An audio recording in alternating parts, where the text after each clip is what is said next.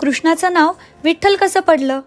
आणि मग पंढरपूरला विठुरायाची आणि रुक्मिणीची मूर्ती एकत्र का नाही?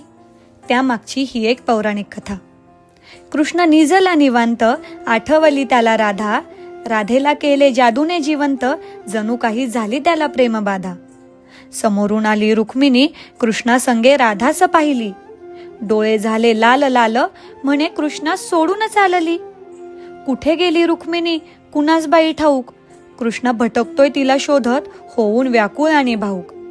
पोहोचला बाई कृष्ण शोधत तिरी चंद्रभागेच्या, आणि रुक्मिणी दिसली दिंडी रवनात पंढरीच्या.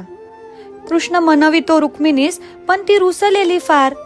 म्हणतो कसा, अगं रुक्मिणी कसा करू मी तुझ्या विना वैकुंठाचा संसार.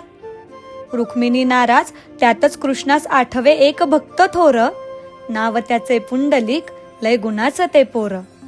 पुंडलिकाच्या घरी आली कृष्णाची गबाई स्वारी. पुंडलिक करीतो आई बापाची सेवा, ठेवून उभा विटेवर कृष्णाला दारी. वाट पाहता पाहता कृष्णाची मूर्ती राहिली, विटेमुळे विठ्ठल त्याची प्रचिती जाहली. 28 युगे झाली लांब राहुनी रुक्मिणी रुसवा तो धरी. अवघ्या भूमंडळाचा संसार बघत विठ्ठल उभा विटेवरी.